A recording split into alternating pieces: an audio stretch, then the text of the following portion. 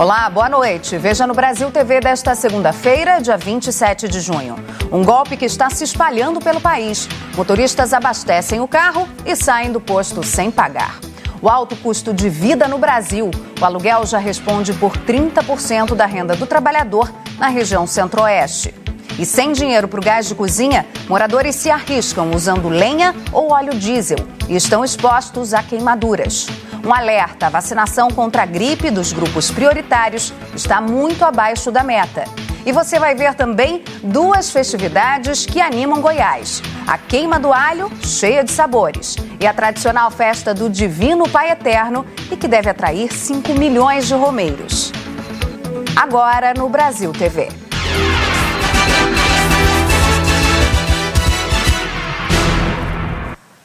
Postos de gasolina estão em alerta em Manaus por causa de um golpe. As imagens mostram: assim que o frentista acaba de abastecer o carro, o motorista acelera e foge. Isso vem acontecendo com frequência na capital amazonense. Os postos passaram a colocar avisos para que os frentistas redobrem a atenção. A repórter Daniela Branches ouviu a frentista que gravou um desses vídeos e mostra que o golpe está se espalhando pelo país. Fiquei com muito medo, a gente saiu correndo lá pra dentro do escritório, tropecei aqui, caí, aí quebrou meu celular, mas graças a Deus que deu de salvar o vídeo, né?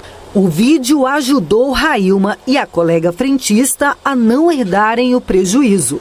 Porque repercutiu, né? E até então, quem paga o pato é o frentista, né? Tem que fazer um boletim de ocorrência justamente para se respaldar, né? E não ter que pagar esse prejuízo para que a polícia possa agir o mais rápido possível e prender esses infratores. O motorista filmado por Railma já tinha sido flagrado outras vezes, até que um dia não conseguiu fugir. Era um sábado por volta das 10 da manhã. O carro vinha em alta velocidade por esta avenida. A perseguição acabou aqui, quando o carro bateu em outro veículo e atingiu também uma motocicleta. O motorista perdeu o controle, subiu na calçada, arrebentando esta barreira e entrou no muro desta casa.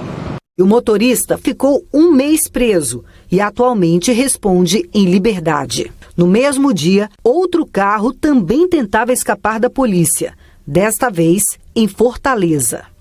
O mesmo esquema. O motorista tinha abastecido R$ 360 em gasolina.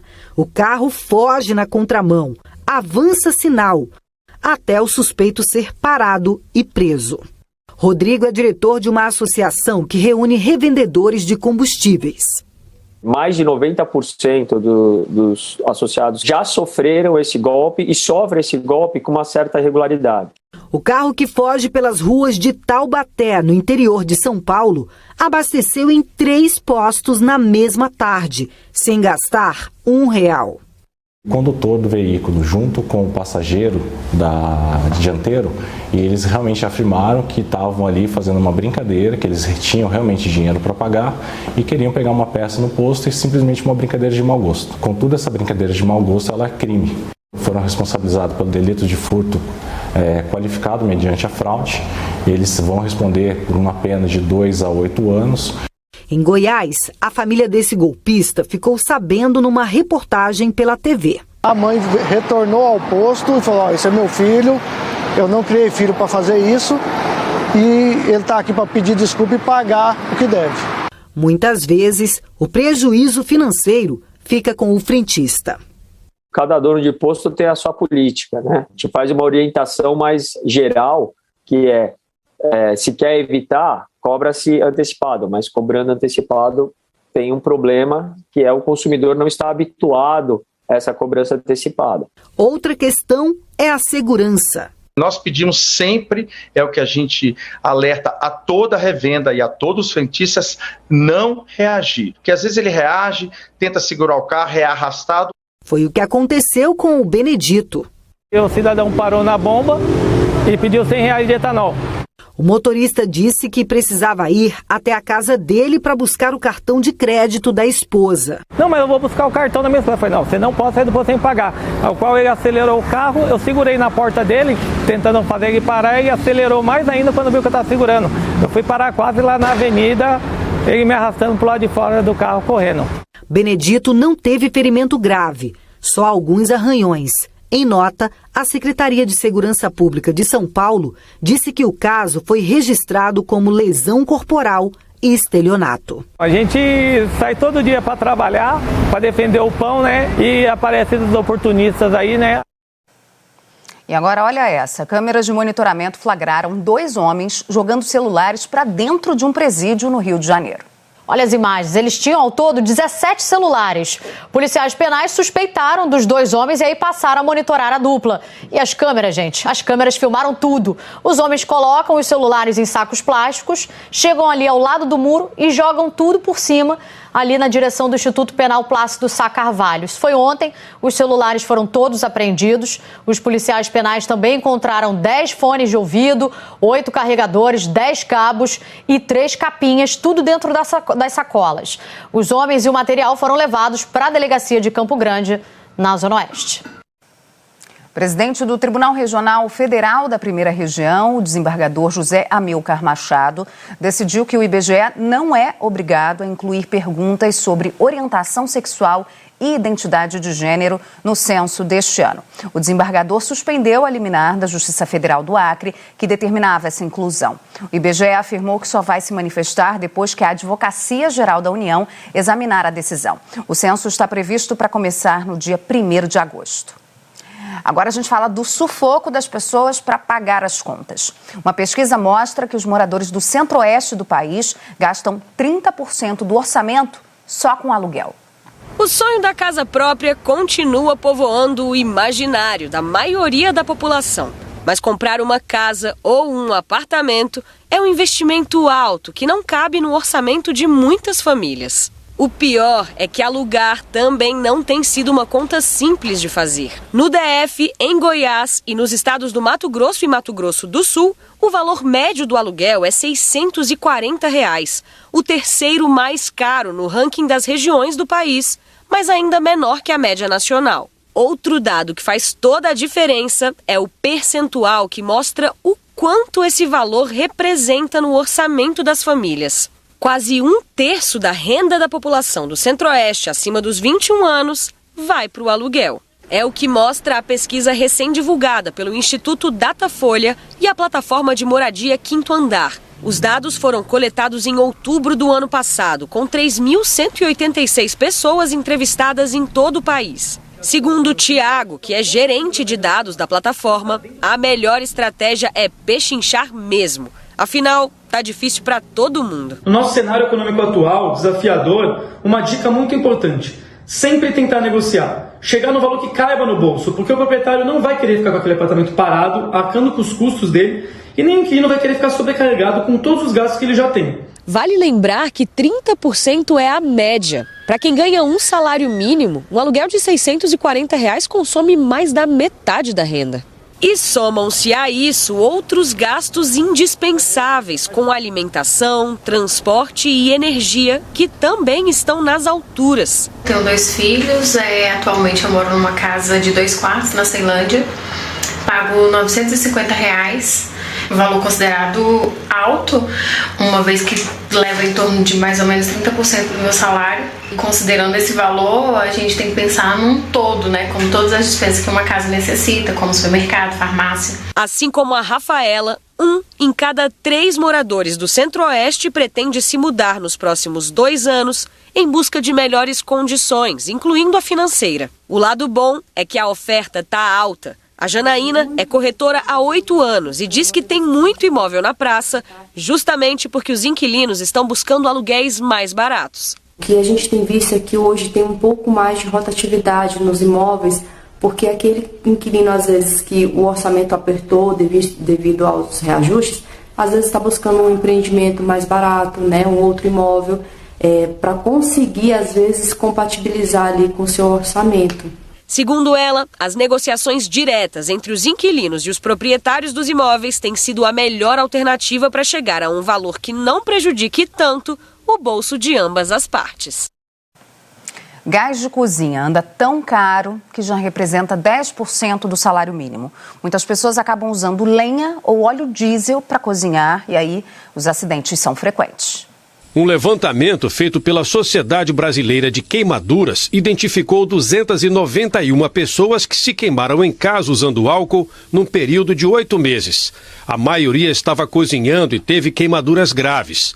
A pesquisa ouviu 8 centros de atendimento de queimados em 5 estados e no Distrito Federal. As pessoas de baixa, de uma classe econômica mais vulnerável, eles vão se recorrerem exatamente a um tipo de inflamável, com esses fogareiros improvisados. É preciso que a gente reforce que diesel, gasolina e álcool, isso é uma bomba que a pessoa tem dentro de casa. A Vilma mora na periferia de Salvador. Ela está desempregada e sustenta 3 filhos fazendo faxina. Quando o preço do gás disparou, o jeito foi passar a cozinhar a lenha. Para acender o fogo, ela usa álcool, mesmo sabendo do risco. Nunca é demais a gente tomar um cuidado a mais, mas dizer que é perigoso acender com álcool. Dona Rosa costuma acender o fogo com óleo diesel. Para ajudar, ela coloca papel, plástico e espuma. Isso tudo dentro de um barraco de madeira. Essa semana mesmo eu queimei meu dedo no plástico. Eu não posso ficar com fome. O dinheiro de comprar o gás, tá fazendo alguma coisa, eu vou comprar comida para comer. Para facilitar o acesso a um dos produtos mais importantes no dia a dia, uma ação da CUFA, Central Única das Favelas, está doando botijões a milhares de famílias pobres em todo o país. Em Salvador, 2.000 estão cadastradas. Pelo menos por enquanto, a Rosilene vai dar um tempo do fogão a lenha. Levar para poder cozinhar, botar um alimento na mesa para nossos filhos. Eu mesmo sou mãe de 5 filhos e fico muito feliz, né? E um aviso importante, os consumidores devem fazer de tudo para evitar dívidas em parcelamentos. É que a taxa de juros no Brasil está no maior patamar desde janeiro de 2017, 13,25%. Desse jeito, os débitos viram uma bola de neve. E você já chegou a parcelar cartão de crédito, comprar no cartão de crédito e não conseguir pagar a fatura toda? Já. Já? Deu boa? Deu ruim. Tá lá no site do Banco Central do Brasil. Juros são o valor do dinheiro no tempo, ou seja, funcionam como se fossem o aluguel do dinheiro. Aquilo que você paga para usar uma grana que não é sua. Pega emprestado para devolver depois, faz uma compra a prazo, por aí vai. E quem define os juros? No Brasil, um comitê do próprio Banco Central se reúne a cada 45 dias e durante 2 dias fica lá avaliando os cenários da economia. No fim do encontro, eles determinam a taxa Selic. A Selic serve de base para que as instituições financeiras definam qual a taxa de juros vão cobrar dos clientes no cheque especial, no cartão de crédito, no financiamento da casa, do carro. Então a gente fica assim, quando a Selic está em alta, não é bom negócio comprar a prazo se não for estritamente necessário. E atrasar uma dívida pode ser bem pior. Em janeiro do ano passado, a Selic era de 2% ao ano. De lá para cá só subiu e agora está em 13,25% ao ano. Essa última elevação da taxa foi a 11ª consecutiva. Os economistas dizem que a Selic lá em cima serve de freio para a inflação, inibindo o consumo. A lógica é simples. Se emprestar dinheiro fica mais caro, quem pensava em comprar tende a pisar no freio. Na loja do Flávio as vendas não caíram não, mas alguns clientes deram uma revisada para baixo na hora de decidir que carro levar. O cliente veio procurar um carro de 30 mil reais. Porque aí seria a parcela de R$1.000 por mês. Né? Nesse aumento de taxa, ela foi para 1.150. O que ele faz? Ele pega um carro de 27, 28. O que não fica mais barato de jeito nenhum é parcelar a dívida que já está feita, principalmente no cartão de crédito. Em alguns casos, uma conta de R$800 que ficou para trás, quando parcelada em 24 meses, pode mais que triplicar. Com juro alto, vantagem mesmo só para quem tem dinheiro guardado ou planeja guardar, porque a Selic também define o rendimento das aplicações financeiras. Porque é um dinheiro melhor remunerado, que rende mais e a essa taxa, em 6 anos, dobra um patrimônio. E com tudo aumentando de preço, quem trabalha por conta própria vai se virando como pode para pagar as contas, né? E um dos setores que dá um bom retorno é o de alimentos feitos em casa. Quem nunca enrolou um brigadeiro de festa não sabe o que está deixando de ganhar. A Camila prestou atenção nisso e foi assim que ela montou um negócio. Comecei a fazendo doces para festas de família, né? Festas dos meus filhos, da minha mãe, cunhados. E aí meu esposo então falou, por que você não começa a vender, né? A trabalhar com isso. Se tornou doceira, caprichando em receitas gourmet. Essas gostosuras são feitas pela Camila, a dona Marina e a Ana Júlia, de 9 aninhos. Eu gosto de muitos, tem muitos maravilhosos aqui. Mas o que tá na mesa, que eu amo mesmo, é um bolinho de queijo. A produção começou em 2018 com as famosas rosquinhas. E aí deslanchou pela pandemia afora. Quando o comércio fechou as portas e ninguém queria sair de casa, a Camila aproveitou, diversificou bastante o cardápio, criou um monte de produtos. E aí, quando tudo voltou ao normal, adivinha o que aconteceu? As encomendas cresceram enormemente e hoje ela está vendendo 40% mais. E a volta nas escolas tem um peso importante nessa conta. Esse kit lanche escolar, eu vendo ele congelado e foi um sucesso de venda. As mães amam. Uma bandejinha de salgados sai entre 10 e 12 reais. Tudo negociado por aplicativo de mensagens. O trio está trabalhando muito porque as encomendas não param de chegar. E quando não está na cozinha, é a própria Camila quem está fazendo as entregas. Empreender é ver as oportunidades nas pequenas coisas, para mim, assim. Né, acreditar, então você tem que ter aquele propósito, acreditar que vai dar certo e seguir em frente. Isso aí. São Paulo é o primeiro estado a reduzir a alíquota do ICMS sobre a gasolina de 25% para 18%. A redução segue a nova lei federal e a expectativa do governo paulista é de uma queda de cerca de 48 centavos nas bombas. A nova alíquota também vale para o etanol, querosene de aviação, energia elétrica e serviços de comunicação. A imunização de pessoas dos grupos prioritários contra a gripe está bem abaixo da meta. Um risco, principalmente nessa época de frio, né? As informações com a repórter Mariana Aldano. O Ministério da Saúde orientou que os municípios passem a vacinar contra a gripe toda a população a partir dos 6 meses de idade. Isso só é possível porque tem vacina sobrando nos postos, o que não é uma boa notícia. É que a vacinação dos grupos prioritários, que começou no dia 4 de abril, continua longe da meta. E bem agora, na estação mais fria, que costuma ter mais casos de gripe, tem muita gente desprotegida.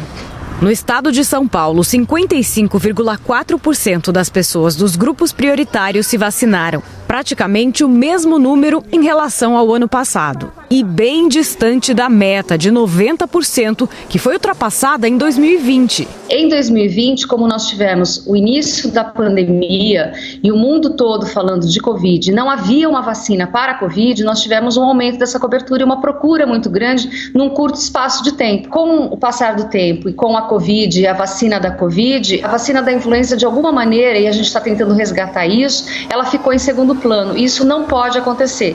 Em todo o Brasil, até agora, 36 milhões de pessoas se imunizaram contra a gripe, o que representa 45% dos grupos prioritários. Enquanto isso, no estado de São Paulo, os casos de gripe aumentam. Este ano, 1.646 pessoas foram hospitalizadas por causa do vírus da influenza. No ano passado, nesse mesmo período, foram 469 internações por síndrome respiratória aguda grave. Se tem vacina disponível, a Eliane não pensa duas vezes. Ela trabalha em uma escola estadual. Com a vacina da Covid em dia, ela veio a esse posto de vacinação em São Paulo buscar a da gripe. Não só para quem tem contato com as crianças, né, no dia a dia, no ambiente escolar, mas para a vida, né? É segurança. Mais uma criança morreu com suspeita de síndrome respiratória no pronto-socorro de Rio Branco, no Acre. Se esse diagnóstico for confirmado, este será o 11º óbito de bebês na unidade. Heitor Rafael, de 1 ano, sofreu uma parada cardíaca. Você viu aqui no Brasil TV, na semana passada, um protesto das mães pedindo agilidade nas investigações. Uma sindicância foi aberta e o Ministério Público apura as circunstâncias das mortes dos bebês. E a seguir, Goiás recebe romeiros para a celebração do Divino Pai Eterno, que volta a ser presencial depois de 2 anos.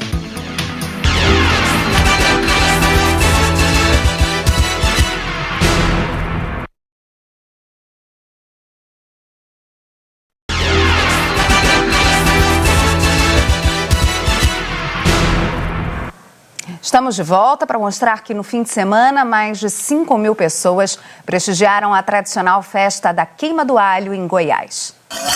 Ah, esse barulhinho é o aviso de que a comida ficou pronta. E no cardápio dá só uma olhada: arroz carreteiro, feijão gordo, carne serenada, tempero e bastante farinha para fazer essa paçoca batida no pilão.